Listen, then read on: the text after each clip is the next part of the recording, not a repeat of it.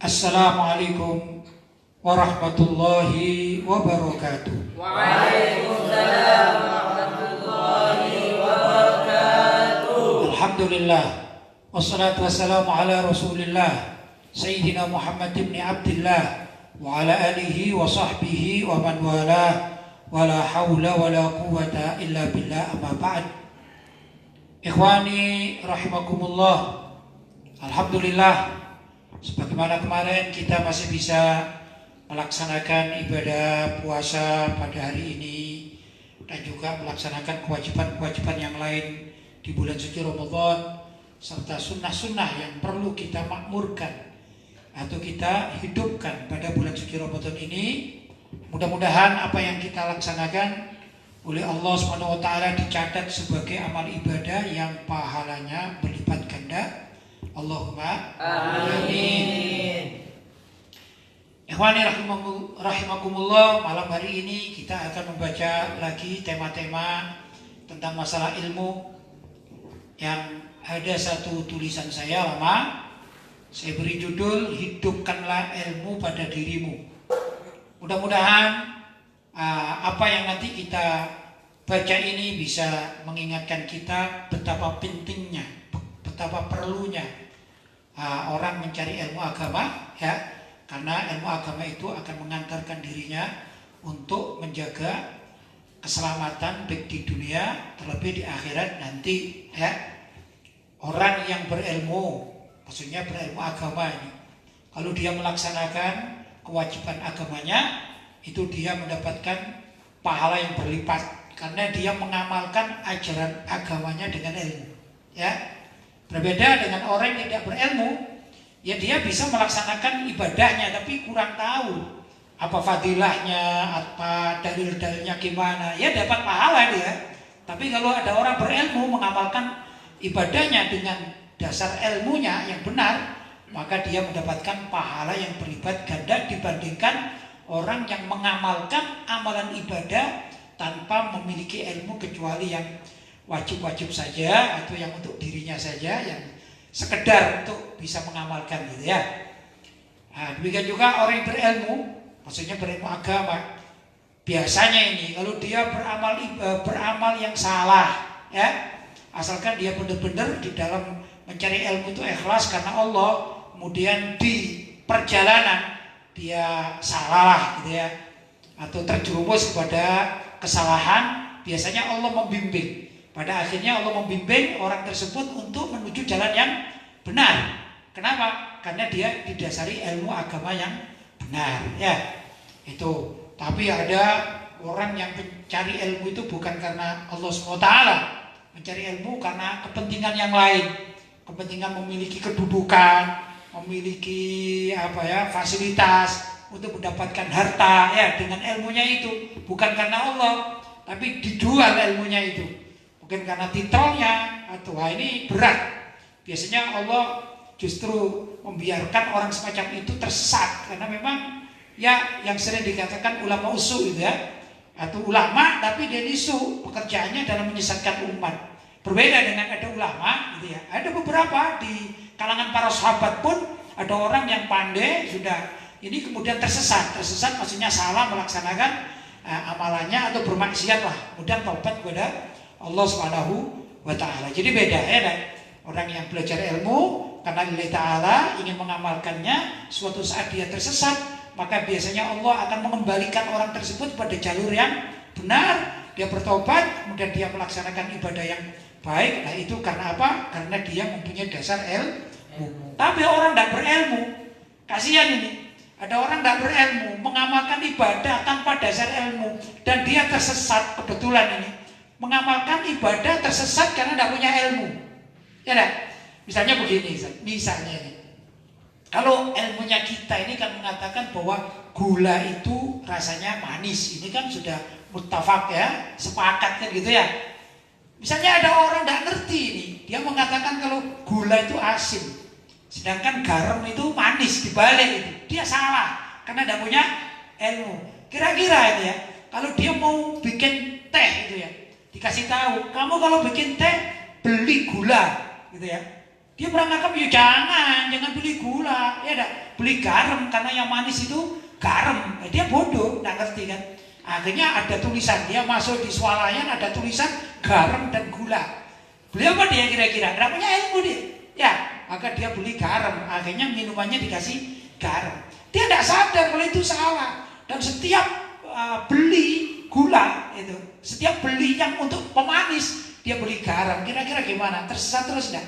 Tersesat karena dia tidak ngerti ilmu apa itu perbedaan antara gula dan garam. Ya, tapi kalau orang mengerti ini ya, alhamdulillah kita kan ngerti ya. Kalau gula itu manis, kalau garam itu asin. Suatu saat kita membuat minuman ya, ternyata salah mengambilnya. Membuat minuman kita kasih garam itu. Tidak, belum nyicipin kita kasih kepada orang lain tamu. Dibilang, loh kenapa ini tehnya kok asin? Masa sih? Ya dilihat, iya berarti saya salah. Untuk berikutnya kira-kira gimana? Apa dilanjutkan kesalahannya? Ya enggak. Mesti kemarin aku beli garam salah ya. Ternyata mestinya beli gula. Maka dia ini dibimbing untuk menuju jalan yang benar. Kurang lebih begitu ya gambarannya. Silakan Ustaz dibaca. Bismillahirrahmanirrahim. Alhamdulillahirabbil alamin. Wassalatu wassalamu ala asyrafil anbiya'i wal mursalin. Sayyidina Muhammadin wa ala alihi wa sahbihi ajma'in, amma ba'd. Hidupkanlah ilmu pada dirimu. Karya Kiai Haji Lutfi Basari. Setiap orang yang memiliki ilmu, maka ia akan dapat memanfaatkan ilmunya itu untuk dirinya kapanpun dibutuhkan. Entah itu ilmu yang berkaitan dengan skill keterampilan atau ilmu pengetahuan umum, lebih-lebih ilmu agama. Berbeda dengan orang yang bodoh terhadap ilmu, maka ia hanya mampu meminta bantuan kepada pihak lain untuk memenuhi kebutuhan dirinya. Ya, saya gambarkan ilmu berenang. Ilmu berenang.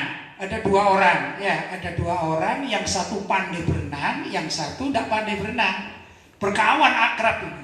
Sudah, kira-kira tatkala dua orang ini bersepakat ini menyeberang sungai, ya, yang menggunakan perahu dayung kecil, ya. Itu, ayo kita ke sana. Karena di sana itu baik pemandangannya. Ayo, sudah sama sepakatnya. Dan dua-duanya ini sama-sama enggak mengerti mana yang ahli renang, mana yang tidak ahli renang. Biasalah berteman, ya. Tiba-tiba di tengah sungai, perahunya terguling. Kira-kira yang selamat secara logika, yang pandai berenang atau yang tidak pandai berenang? Yang pandai berenang, maka bisa menyelamatkan diri. Bahkan kalau dia memang sangat ahli, dia bisa menyelamatkan kawannya yang tidak pandai berenang, ya kan? Sedangkan orang yang tidak pandai berenang, ya nunggu bantuan. Ya misalnya saya katakan ini ada Ustadz Burhan, Ustadz Hadi pandai berenang, Ustadz Burhan tidak pandai berenang, ya kan? Ustadz Hadi bisa menyelamatkan diri. Andai kata dia bukan tenggelam, kapalnya perahunya tenggelam, apa yang dilakukan? Dia bisa berenang menyelamatkan diri. Sedangkan Ustadz Burhan, tolong, itu ada dua kemungkinan. Kemungkinan Ustadz Hadi berbaik hati, ya kan? Dia akan menyelamatkan, maka dua-duanya bisa selamat. Tapi kalau arusnya terlalu deras, maka Ustadz Hadi berpikir, kalau aku akan menolong kawanku ini arus terlalu deras, bisa-bisa mati berdua, mending aku aja yang berenang sendirian. Nah, apa yang terjadi? Ustadz Hadi yang punya ilmu berenang akan selamat, Ustadz Burhan yang kebetulan tidak bisa berenang, ya sudah, tinggal nunggu tahlilan saja, ya gitu ya. Nah, ini artinya ilmu itu di saat tertentu sangat dibutuhkan oleh pemiliknya. Semua ilmu begitu. Ya, semua ilmu begitu.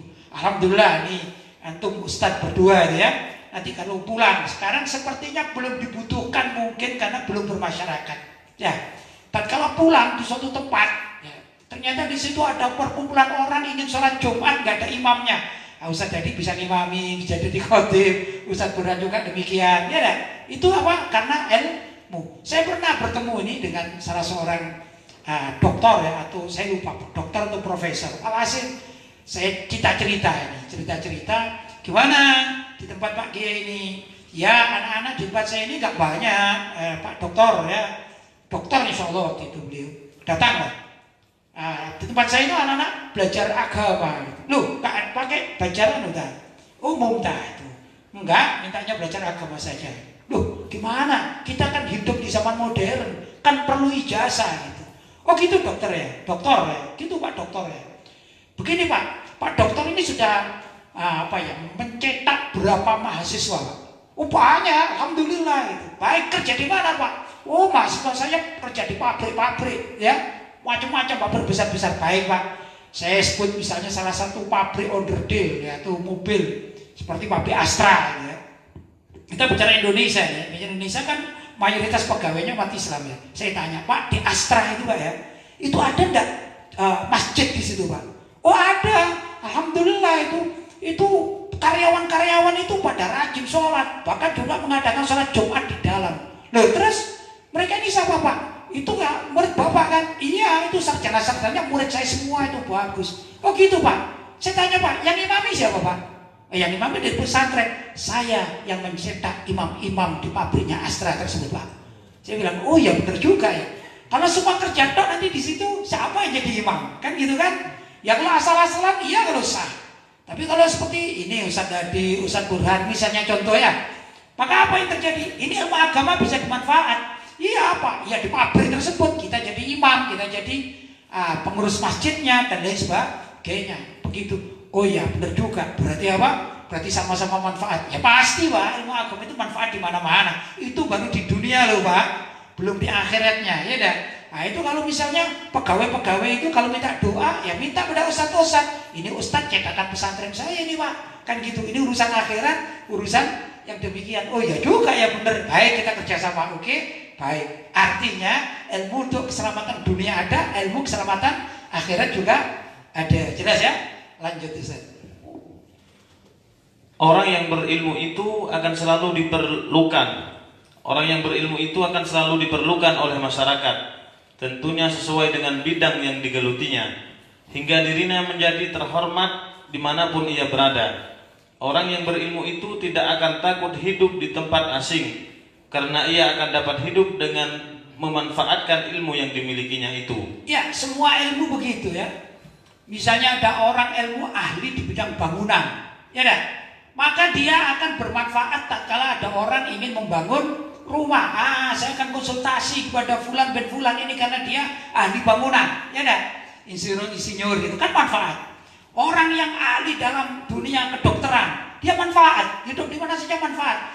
Ada bidan misalnya atau dokter pula, dokter umum, manfaat. Itu karena ilmunya. Demikian juga ustaz-ustaz yang punya ilmu agama, di mana saja duduk, maka dia akan bermanfaat. Ya, di situ dia tidak akan mati kelaparan karena tidak punya ilmu. Dah.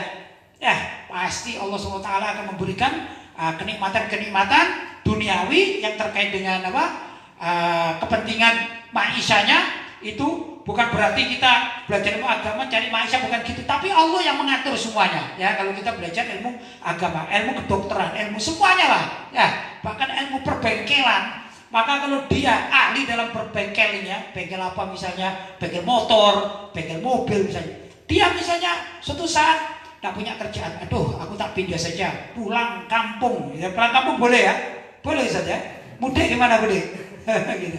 Aku mau pulang kampung ya, ke rumah mertuaku di desa. Sudahlah, karena aku sekarang di kota repot sekarang. Wah sudah, pulang kampung. Sudah. Akhirnya di sana di rumah mertuanya desa misalnya ya, sama istrinya. Sudah.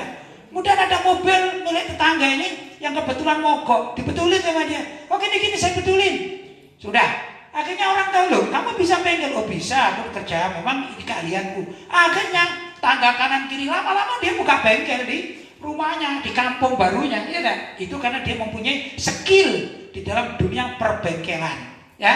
Jadi ilmu apapun yang dia miliki atau dimiliki oleh seseorang, kalau memang benar-benar dia ahli di bidangnya, pasti akan bermanfaat. Begitu Ustaz. Lanjut Ustaz. Keutamaan ilmu itu tidak terbatas pada satu kalangan saja, karena ilmu itu diberikan oleh Allah kepada seluruh umat manusia. Semua sifat itu dimiliki bersamaan oleh manusia dan hewan, seperti sifat keberanian, ketakutan, kasih sayang dan lainnya. Kecuali ilmu maka khusus untuk kalangan manusia saja. Ya, semua kemampuan itu diberikan oleh Allah kepada semua makhluknya kecuali ilmu. Kalau ilmu diberikan kepada umat manusia pada khususnya, ya dah, yang dimulhakkan, dibarengkan, disamakan dengan ilmu untuk manusia itu bangsa jin, ya. Dan itu ada jin yang Islam, karena yang berpikir, ya dah. Bahkan iblis pun terkenal pandai kan gitu ya. Tapi ada hal yang kesempurnaan manusia itu di samping diberi ilmu juga diberi jasad, kan gitu kan? Diberi nafsu, diberi jasad, diberi ilmu, ya. Nah ini sama. Kalau rasa takut, nah ini semuanya makhluk pasti ada rasa takutnya, ya. Hewan seperti macan, harimau itu ada rasa takutnya juga, ya. Kalau kita melihat dunia hewan itu, misalnya ini ya, saya sering senang saya dunia hewan. Ada macan satu nih, berani dia gitu ya. Terus di depan itu ada kerbau atau banteng, gitu. Bantengnya satu misalnya. Kalau masih banteng satu dia berani, ya. Tapi begitu dia kejar ternyata kawanan banteng pada datang semua menyerang si macan-macan akan lari. Begitu, jadi ada rasa takut itu. Padahal dikatakan raja hutan, ya. Ada lagi ini, ada raja air. Raja air itu namanya buaya. Buaya itu kan kita takut ya, karena kita manusia tidak bisa secara umum kita kalah ya. Tapi kadang-kadang buaya itu juga takut sama orang. Pawang itu yang hebat-hebat juga takut juga, ya. Buayanya bisa nurut. Berarti segala sesuatu itu yang namanya makhluk hidup punya rasa takut. Ya, itu demikian dan seterusnya. Kepandaian, kecepatan apa. Tapi ilmu beda. Ilmu hanya untuk manusia saja. Jelas? Lanjut Ustaz. Bahkan dengan ilmu Allah menampakkan keutamaan Nabi Adam alaihissalam di atas para malaikat hingga memerintahkan mereka untuk sujud menghormat kepadanya. Di samping itu, ilmu khususnya yang berkaitan dengan keimanan kepada Allah adalah alat untuk mencapai kebahagiaan abadi di dunia maupun di akhirat jika si pemiliknya itu mengamalkannya. Luar biasa. Dengan ilmu itu bahkan malaikat pun diminta untuk sujud kepada Nabi Adam karena ilmu yang diberikan oleh Allah pada Nabi Adam. Jadi kemuliaan ini ya, kemuliaan ilmu itu ya. Kita mesti ingat firman Allah SWT, wa idh qala rabbuka lil malaikati inni ja'ilun fil ardi khalifah. Ya. Wa idh qala rabbuka, tatkala Tuhan kalian itu Allah SWT itu berkata lil malaika, kepada para malaikat di surga, inni ja'ilun fil ardi khalifah, aku akan menjadikan satu orang, maksudnya makhluk di muka bumi ini khalifah untuk mengatur bumi. Ya, siapa itu kira-kira? Ya Nabi Adam, ya dah. Artinya anak turun Nabi Adam. Qalu ataj'alu fiha man yufsidu fiha wa yasfiku dima. Ya Allah, mereka para malaikat itu berkata, ya Allah, apakah engkau akan menciptakan makhluk man yufsidu fiha yang di muka bumi ini akan membuat kerusakan? Ya memang begitu manusia di muka bumi. Wa yasfiku dima, juga akan saling membunuh. Ya memang begitu. Ya keadaan di dunia ini. Ya. Wa nahnu nusabbihu bihamdika wa nuqaddisu lak. Sedangkan kami malaikat selama ini kau ciptakan ya Allah, nusabbihu bihamdika, bertasbih kepadamu, memuji kepadamu, wa nuqaddisu lak, dan memuliakan engkau. Ya Allah, kenapa tidak kami saja malaikat ini yang diutus mengatur dunia? Ya, maka dijawab oleh Allah, qala inni a'lamu ma la ta'lamun. Allah berfirman, sesungguhnya aku mengetahui apa yang tidak kalian ketahui, hai para malaikat. Kemudian Allah SWT bertindak untuk mengajari Nabi Adam, wa 'allama Adamal asma'a kullaha. Ya, lantas Allah mengajari kepada Nabi Adam nama-nama apa saja yang ada di muka bumi ini ya, yang sekitar surga itu apa. Hasil nama-nama. Misalnya ini dinding, ya, ini minum, ini cangkir, kayak gitu-gitu diajari semuanya. Pokoknya apa saja ya yang ada di depan Nabi Adam yang sudah diberikan oleh Allah SWT diajarkan semua. Kullaha. Tsumma araduhum 'alal malaikah. Kemudian nama-nama barang-barang itu, ya misalnya ini araduhum 'alal malaikah, ditanya kepada malaikat, malaikat ini apa ini? Ya, kalau kita mengatakan ini apa namanya? Cangkir misalnya ya, gelas atau cangkir kan gitu. Ini kamu tahu enggak? Ini apa ini? Kan dinding gitu ya. Ini apa? Foto. Ini apa? Kan begitu ya. Wa fa'aradu 'alal malaikati faqala ambiuni bi asma'i haula in kuntum shadiqin. Faqala ambiuni bi asma'i haula'i in kuntum shadiqin, ya. Maka Allah SWT berfirman kepada para malaikat, ya, ambiuni bi asma'i haula in kuntum shadiqin. Beritahu aku apa saja nama-nama ini, ya. Kalau engkau benar-benar bisa mengatur dunia, kamu beritahu aku. Tidak bisa, malaikat tidak ngerti ini apa, cangkir tidak tahu, kecuali diberitahukan oleh Allah SWT saja. Ya, kemudian akhirnya Nabi Adam yang ditanya oleh Allah, hei Adam, ini apa? Ini cangkir. Hei Adam, ini apa? Ini meja. Hei Adam, ini apa? Ini buku. Hei Adam, ini apa? Ini dinding. Hei Adam, terus ditanya sampai terheran-heran itu malaikat. Oh benar, memang Nabi Adam sebagai manusia diberi keistimewaan mempunyai ilmu, ya. Maka Allah SWT perintah, wa idh qulna lil malaikati isjudu li Adam fasajadu. Ya, wa idh qulna lil malaikati isjudu.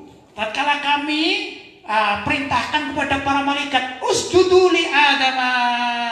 Ya, sujudlah kalian menghormat Nabi Adam karena Nabi Adam ini lebih hebat ilmunya daripada kalian. Hei malaikat, fasajadu. Maka malaikat tersebut sujud.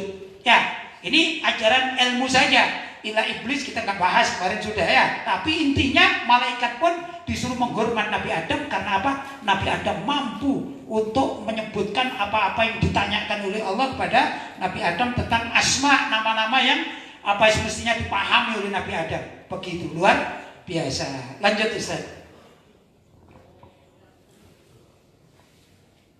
Amirul Mukminin Sayyidina Ali bin Abi Thalib radhiyallahu anhu berkata, ilmu itu lebih baik daripada harta. Ilmu bertambah apabila dinafkahkan atau diajarkan, sedangkan harta berkurang bila dibelanjakan. Ilmu menentukan hukum, sedangkan harta menjadi sasaran hukum. Ilmu menyebabkan orang alim melakukan ketaatan di masa hidupnya dan menjadi bahan pembicaraan yang baik sesudah kematiannya. Cinta ilmu menimbulkan pengamalan agama. Manfaat harta lenyap dengan lenyapnya harta itu. Para penjaga harta dianggap mati padahal mereka masih hidup. Adapun para ulama akan tetap hidup sepanjang masa. Sekalipun diri mereka lenyap, tetapi teladan mereka tetap ada di dalam hati. Luar biasa, ya, perkataan Sayyidina Ali bin Abi Thalib radhiyallahu taala anhu karramallahu wajhah, ya. Kata beliau, ilmu itu lebih baik daripada harta. Maklum, ya, kita sudah membahasnya, ya. Kemarin beliau mengatakan kalau ilmu itu menjaga dirimu, kalau harta engkau menjaga harta tersebut, ya dah. Itu. Dan kata beliau, ilmu bertambah bila mana dinafkahkan, maksudnya diajarkan. Sudah pernah kita bahasnya, ya. Kalau saya misalnya lagi hafal surat Al-Ikhlas, ya nggak begitu hafal betulan lah, tapi hafal, ya sekedar, tapi nggak ceket gitu, ya, nggak lekat di sini. Saya ajarkan 10 kali pada Ustadz Hadi, kira-kira saya tambah lupa apa tambah ingat? Tambah ingat karena 10 kali diulang, ya dah. Itu namanya tambah lekat. Tapi kalau saya punya uang 10.000, tiap hari saya kasihkan pada Ustadz Hadi, ya sehari 1.000, kira-kira 10 hari uang saya masih ada apa habis? Habis, ya. Itu logikanya begitu memang kenyataannya, ya. Ilmu itu kalau dinafkahkan, diajarkan akan bertambah, sedangkan harta itu kalau dibelanjakan akan berkurang, ya. Ilmu menentukan hukum, ya.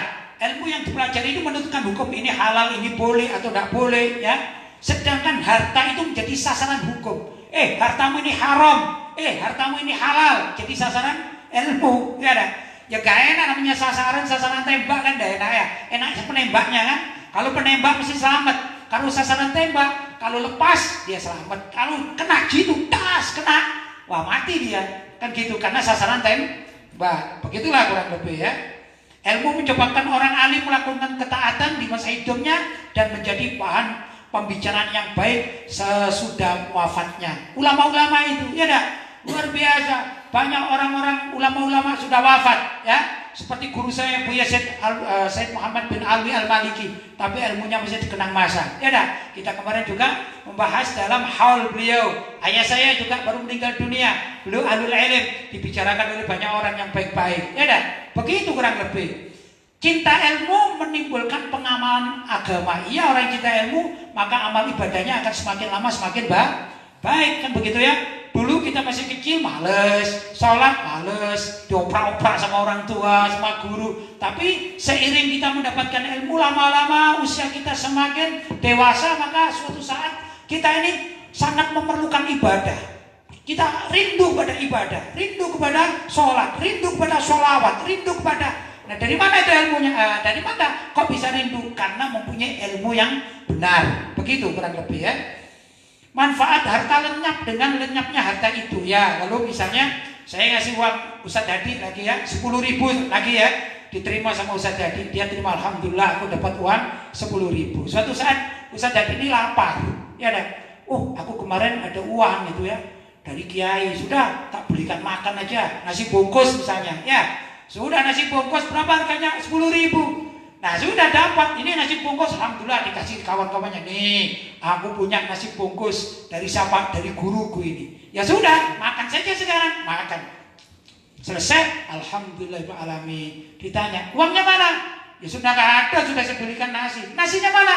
Ya habis masuk perut. Sisanya nggak ada, bungkusnya sudah saya buang. Mana kok pengen tahu ayo? Mana ini? Apa namanya? Bekasnya? Ya nggak ada di perutku, nggak ada. Itu lenyap namanya. Ya, berbeda dengan ilmu tadi kan.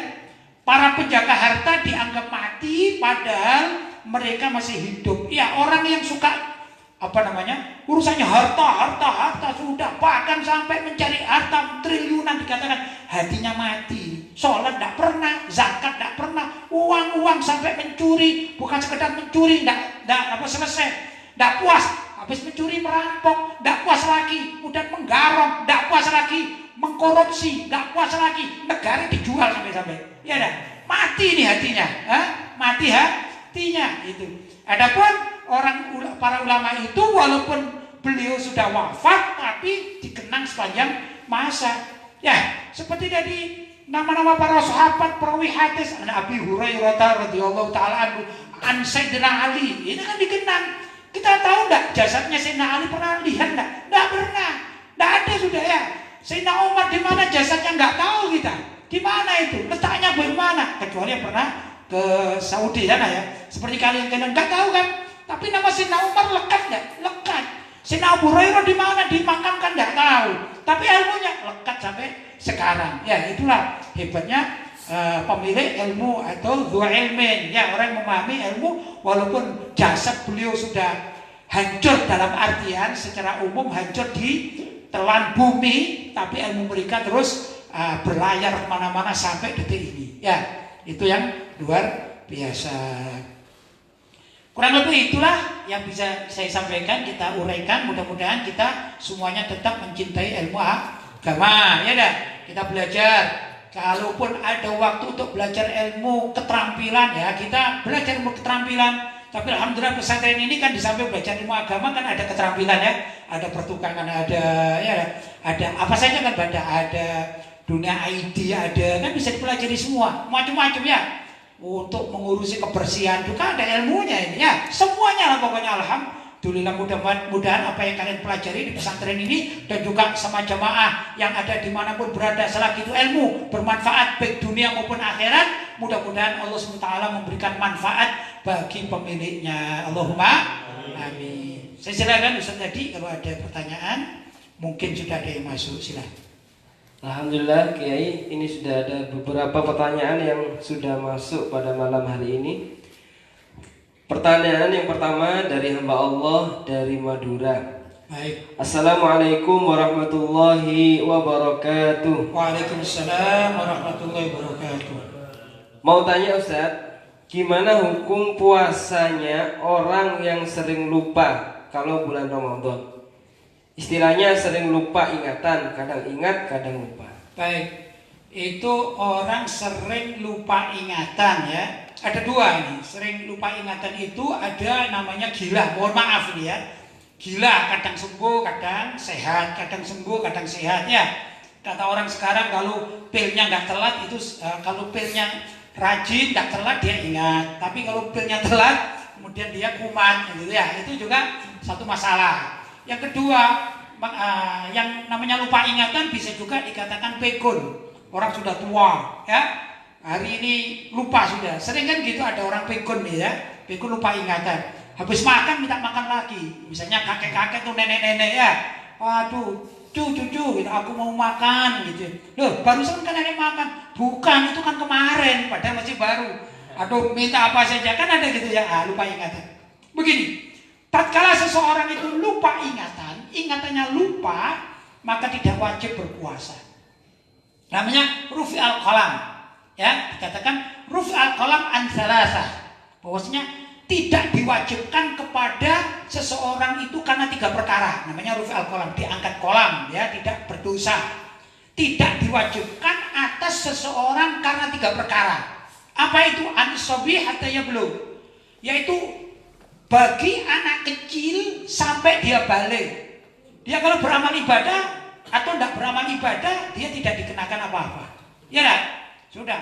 Andai kata ada anak kecil belum balik, dia bermaksiat, dia tidak berdosa. Kalau dia mencuri, maka yang wajib menggantikan itu ayahnya. Bukan berarti anak kecil dipotong tangan, tidak begitu. Karena rufi'al qalam, dia belum mengerti. Misalnya kan ada itu, kalau ada anak kecil gitu ya, balita, diajak pergi ke swalayan, tahu-tahu ada baju desaut sama set, diambil. Namanya anak kecil, ya. Itu salah. Kalau satpamnya pun anak kecil yang dipotong tangan, salah. Ya minta ganti pada orang tuanya sebagai penanggung jawab. Jelas ya? Anak kecil sampai dia balik. Wanil majnuni hatta yafiq, terhadap orang gila sampai dia sadar. Lah, di sini sampai dia sadar.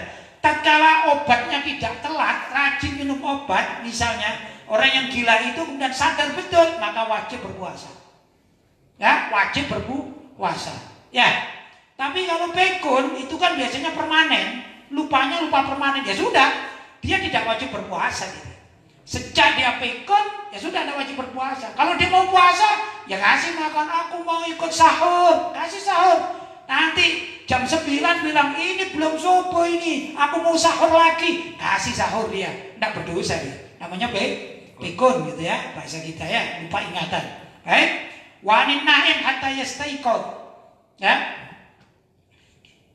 Wanin naim hatta yastaiqidho, ya. Dari apa?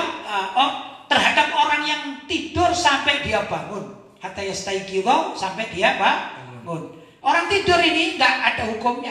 Misalnya ada orang tertidur ya, mulai jam 12 malam tertidur sampai jangankan zuhur, sampai maghrib atau sampai isya ini. Gimana untuk tidur nggak ada yang bangunin?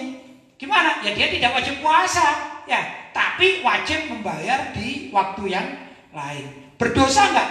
Kalau tidak sengaja tidurnya, tidak sengaja, aku mau tidur biar tidak ada yang bangunin, nah lain. Tapi memang dia kebiasaan begitu. Atau mungkin dia capek, kemudian dia minum obat batuk, karena minum obat batuk kan kadang-kadang gitu kan, akhirnya orang flat, akhirnya dia tertidur malam jam 1 malam tertidur, karena mulai maghrib sampai jam 12 malam gak bisa tidur, batuk, minum, akhirnya tertidur. Karena tertidur ini, akhirnya sholat subuhnya gak sholat, dia gak bangun, karena gak bangun, ya dah, zuhur gak bangun ini, asar gak bangun, maghrib gak bangun juga. Akhirnya isya ada isya belum bangun, jam 9 malam ya, dia baru bangun, dia lihat jamnya, aduh masih pagi jam 9. Loh, diingat sama orang, loh bukan pagi nih, malam nih, astagfirullah. Jadi saya ini enggak sholat apa subuh sampai isya, iya enggak puasa berarti saya, iya enggak ada hukumnya dia, karena dia tertidur. Nah tatkala bangun dia ingat, oh berarti aku hutang 1. Dia tidak berdosa tapi hutang 1. Jadi kondisinya karena dia terpengaruh obat yang sakit tadi itu. Jelas? Baik, lanjut Ustaz.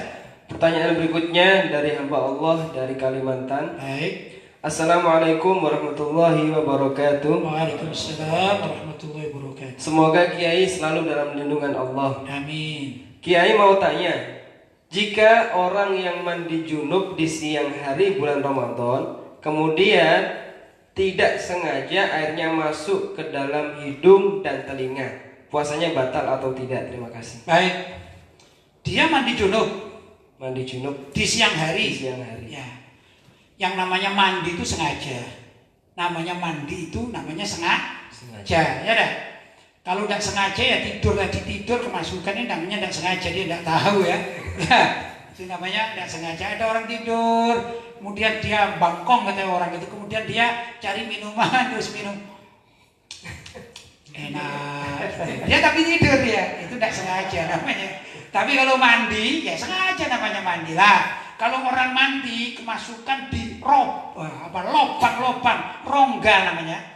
Rongga di sekujur tubuh ini, yang rongga tersebut ada saluran ke tenggorokan atau ke perut, maka membatalkan puasa. Apa saja itu? Telinga. Telinga ini kalau diisi air, dia langsung bisa menyalur ke tenggorokan. Maka kalau ada air masuk ke telinga, itu ya batal. Ada air masuk ke telinga, kemudian masuk sampai ke tenggorokan, terasa itu pahit misalnya, batal. Hidung pun ada rongga yang masuk ke tenggorokan, ya dah, artinya ke dalam tubuh, maka dia batal. Maaf, dubur atau anus ya, atau apa namanya, tempat berak gitu ya. Nah, itu ada namanya rongga. Jelas? Rongga andai kata itu kemasukan sesuatu yang masuk ke dalam perut, maka batal. Jelas? Sekarang mata gimana? Nah, menurut kedokteran dan juga disepakati oleh para ulama bahwa mata itu tidak ada lubang rongga yang masuk ke tenggorokan. Jadi andai kata orang kan wudhu itu kan di mata itu ya, terus ada air yang masuk ke dalam sini misalnya, itu nggak membatalkan puasa. Jelas ya? Jadi yang membatalkan puasa itu lewat rongga mulut. Nah, mulut karena pasti kalau mulut ya, selagi ada air yang masuk tenggorokan batal. Telinga kalau ada air yang masuk sampai ke tenggorokan batal. Hidung istinsyak ya, tapi sampai masuk ke tenggorokan batal. Atau apa? Dubur tadi ya, kemaluan belakang ya ada. Nah, juga kemaluan kemaluan perempuan itu ya. Nah, itu ada lubang masuk ke dalam apa namanya? Tubuh, ada apa saluran, maka batal. Kalau ada air ke sana batal. Begitu ya. Jadi ini mandi kalau dia sengaja nggak sengaja, namanya bukan sengaja nggak sengaja. Kalau mandi itu pasti sengaja. Ya, dihukumi sengaja. Jelas ya? Baik. Seperti orang berenang itu, saya mau berenang, saya nggak mau sengaja memasukkan minuman ke mulut saya, nggak bisa gitu. Ini ada. Atau begini, saya mau ngambil permen lah. Pokoknya saya hati-hati supaya tidak masuk rongga banyak tenggorokan, nggak bisa. Itu namanya sengaja. Jelas ya? Jelas. Namanya membatalkan puasa. Oke? Baik, lanjut. Pertanyaan berikutnya dari hamba Allah dari Madura. Baik. Kiai izin bertanya, bolehkah zakat fitrah di saat khutbah Idul Fitri? Jazakumullah khair. Baik. Di dalam hadis Nabi Shallallahu Alaihi Wasallam bahwa faman addaha qabla salat fayya zakatul maqbulah wa man addaha ba'da salat fayya shadaqatun minas shadaqat. Ya, artinya zakat fitrah itu kalau dibayarkan sebelum sholat Idul Fitri ya, maka itu makbulah, namanya zakat fitrah. Jelas, sebelum Idul Fitri. Waman ba'da, kalau dibayarkan setelah sholat Idul Fitri, sebenarnya itu adalah termasuk sedekah biasa. Itu hadisnya. Tapi diurai oleh para ulama. Ya, para ulama membagikan dengan dalil-dalil yang lain begini. Pertama, ada waktu namanya waktu mubah.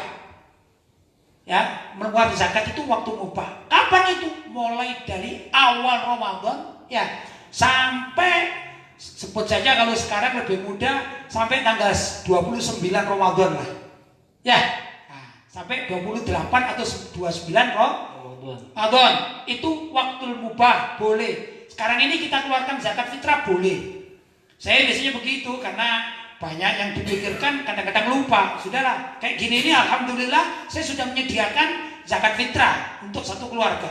Ya. Saya memilih kaul yang untuk urusan beras itu timbangannya 3 kilo, saya pilih yang itu saja. Ya, sudah saya siapkan. Nah, kadang-kadang nanti ada pertengahan Ramadan, ada orang yang meminta, kadang-kadang datang fuqara masakin, saya kasih. Ya, istri saya yang bagi, kadang-kadang ada orang yang perlu tetangga dikasih. Jadi sudah menyiapkan sejak awal Ramadan begini. Ya dah, itu mubah.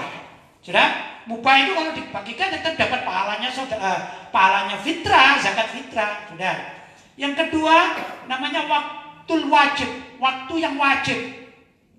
yaitu waktunya akhir Ramadan dan awal Syawal. Nah, malam takbiran itu, malam takbiran sampai awal Syawal. Kapan awal Syawal itu? Ya subuh kan, ya dah. Nah ini sampai apa tadi? Khutbah, ya sampai sholat, bukan khutbah, sholat dulu kan. Nah itu waktunya adalah waktu wajib membayarnya, sudah. Kemudian yang ketiga adalah waktu sunnah, yaitu sebelum sholat id menjelang dekat itu kita berangkat dari rumah mau sholat id, misalnya bukan di lockdown ini ya. Kalau sekarang kan lockdown ya, macam-macam orang yang ada yang tetap sholat di masjid ya, di wilayah-wilayah yang masih zona hijau ya, ahlan wa sahlan, masya Allah ya.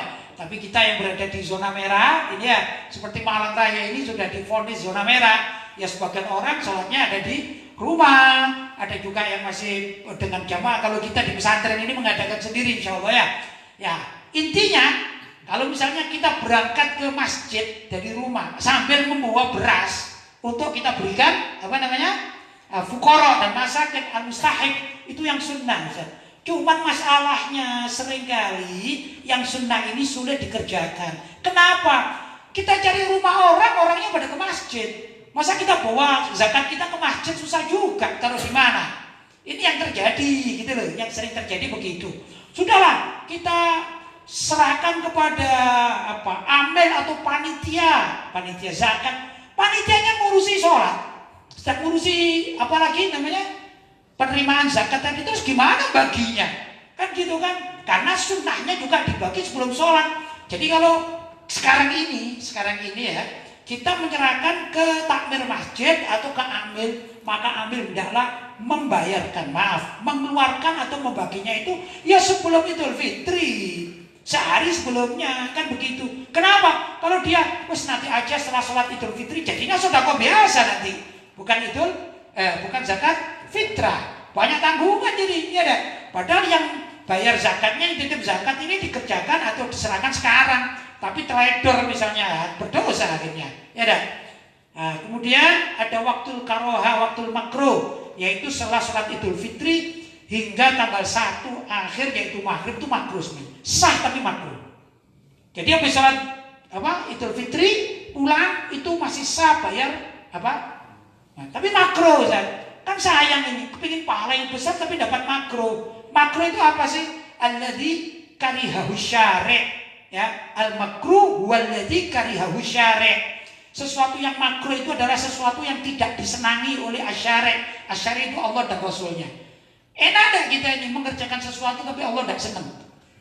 Nabi Muhammad gak senang, enak enggak? Kan enggak enak. Jadi jangan makruh aja, jangan begitu, Allah tidak senang gitu. Ya, jelas Ustaz ya. Jadi kalau tadi dikatakan pertanyaannya?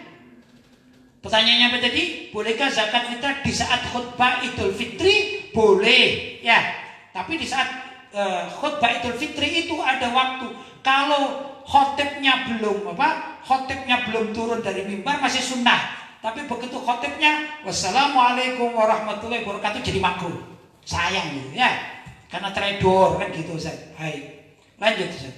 Pertanyaan berikutnya dari hamba Allah dari Pasuruan. Baik. Assalamualaikum warahmatullahi wabarakatuh. Waalaikumsalam warahmatullahi wabarakatuh. Kiai, gimana menentukan waktu adzan maghrib atau waktu berbuka puasa kalau tidak dengar suara adzan? Baik. Di suatu tempat ada orang yang tidak mendengarkan azan karena memang tempatnya desa atau jauh dari keramaian, ya dah. Maka orang tersebut wajib ijtihad. Namanya ijtihad melihat waktu, ya. Kalau zaman sekarang sebenarnya sih mudah, ya dah. Tinggal ijtihad di Google aja enak itu. Klik gitu ya. Misalnya rumahnya di mana? Ustaz di mana? Bantul ya. Misalnya Bantul nih. Waktu maghrib di Bantul jam berapa? Itu nanti keluar nanti. Oh, jam sekian, itu enak sebenarnya, ya dah.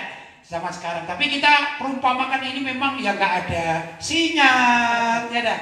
Dia di pedesaan, bukan sekedar pedesaan, tapi mungkin di ujung pegunungan, kan gitu ya, sulit. Maka harus berijtihad, ya. Berijtihad itu yang melihat-lihat. Pertama begini kaedahnya, ya. Ini sebagaimana datang dari Rasulullah SAW, ya, hadis Nabi, apabila malam datang dari arah sini dan siang menghilang dari arah sini serta matahari telah tenggelam, maka orang tersebut wajib berbuka puasa. Maksudnya begini, di tempat itu harus dilihat benar enggak matahari itu sudah tenggelam sempurna. Begitu Ustaz. Perkiraan. Ini namanya ijtihad orang yang mau berbuka puasa. Tapi harus di tempat yang lapang. Kalau matahari tenggelam karena ada bangunan-bangunan tinggi ya enggak, kan gitu kan ya. Tapi matahari tenggelam karena memang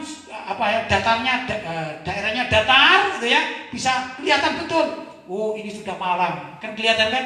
Maka bolehlah dia berbuka. Jadi ijtihad, perkiraan, istilahnya ijtihad itu perkiraan, tapi perkiraannya harus benar melihatnya ini. Bukan salah-salah enaknya gimana? Aduh, aku lapar wes, sudah buka aja, bukan gitu Ustaz. Lihat-lihat, oh ya, oh berarti jam sekian. Oh kalau kemarin itu sinar matahari terbitnya dari sana jam sekian. Oh ini berarti tenggelamnya jam sekian. Itu namanya ijtihad, baru bisa menentukan. Begitu diyakini matahari tenggelam penuh, blek sudah, maka boleh dia berbuka puasa. Begitu Ustaz. Jelas? Baik, masih ada? Masih ada. Silakan. Pertanyaan berikutnya dari hamba Allah dari Kota Malang. Baik. Maaf Kiai, mau tanya. Hukum suntik dan menggunakan obat tetes mata pada saat berpuasa gimana? Baik. Tadi sudah saya terangkan ya. Sebenarnya sudah saya terangkan sedikit ya. Bahwa di dalam tubuh manusia itu ada rongga atau lubang yang ada saluran khusus ya. Memang murni ini alami, itu bisa masuk ke tenggorokan atau ke mulut. Ke perut ya dah. Maka andai kata memasukkan sesuatu ke lubang-lubang itu dan bisa masuk ke dalam tubuh lewat lubang-lubang itu, maka batal puasanya. Sedangkan mata menurut ilmu kedokteran dan diyakini oleh banyak para ulama bahwa rongga mata tidak mempunyai saluran yang masuk ke dalam tenggorokan ya dah. Nah, kalau pori-pori tidak masuk, pori-pori nggak ikut dalam bab ini ya. Pori-pori itu dianggap tidak ada, ya lubang pori-pori. Tapi ini saluran. Sudah, maka bertetes mata itu sah, artinya tidak membatalkan puasa menurut para ulama. Begitu tetes mata. Yang kedua suntik. Suntik ada dua macam, termasuk juga dalam keterangan yang disampaikan oleh Habib Zain bin Smith Madinah gitu ya. Dan banyak ulama-ulama yang lain juga banyak. Begini, kalau itu berupa infus makanan. Nah, orang sakit itu loh, kan diinfuskan itu. Ada infus itu ada dua macam itu. Kalau saya sering jaga orang sakit jadi tahu. Infus makanan ya atau suplemen ya. Yang suplemen itu andai kata orang tidak makan lewat makanan kasar lewat mulut, maka dia sehat, bisa sehat diinfus saja. Maka itu membatalkan puasa. Ya dah. Nah, biasanya infus itu dimasukkan urat nadi. Pernah lihat kan adik-adik dicari urat nadinya begini, dicari dulu sama susternya ya dah. Nah, ketemu baru disuntik ya, diinfus. Itu membatalkan puasa. Tapi kalau suntiknya itu lewat otot, ya otot biasa, maaf ya seperti di pantat itu saja, kan suntik-suntik dokter itu kan ya, break begini kan, itu tidak lewat urat nadi. Dan yang dimasukkan itu obat, bukan suplemen. Ya, misalnya sakit kepala, ya kan disuntik kan, ya. Maka dia suntikan obat ini bukan untuk mengenyangkan, tapi untuk menyembuhkan sakit kepala. Maka di situ tak kala seperti itu boleh, artinya tidak membatalkan puasa. Ya, tentu tidak bisa pakai main-main kan, orang sakit kan darurat kan gitu. Mana ada orang sehat tidak disuntik obat kan, tidak ada ya. Betul Ustaz ya. Jadi istilahnya suntik yang untuk kesembuhan itu dinilai sebagai darurat, ya dah. Seperti juga obat mata. Obat mata itu kan namanya sakit mata, tidak bisa kompromi kan. Apa bisa dibilang, mata kamu jangan sakit di bulan Ramadan kan, tidak bisa ya dah. Ya, tapi alami saja kan gitu. Jadi tetes mata itu tidak membatalkan tidak membatalkan puasa. Demikian juga suntik tidak membatalkan puasa. Ini dianggap darurat Ustaz. Ya, gak boleh orang kasih-kasihkan mataku ngantuk-ngantuk kita tetesi gak boleh gitu ya, lain jadinya ya. Tapi kalau berobat itu ketentuannya seperti tadi. Suplemen gak boleh. Apa suplemen? Untuk menguatkan. Suplemen itu kalau minuman-minuman itu seperti extra jus, itu namanya suplemen. Ya ada Hemaviton itu kan bisa menyegarkan orang kan, jadi kuat. Gak boleh. Ya. Karena itu sama dengan membatalkan puasa, itu tidak boleh dilakukan. Jelas ya? Suplemen. Ada lagi Ustaz? Sudah habis. Alhamdulillah ya.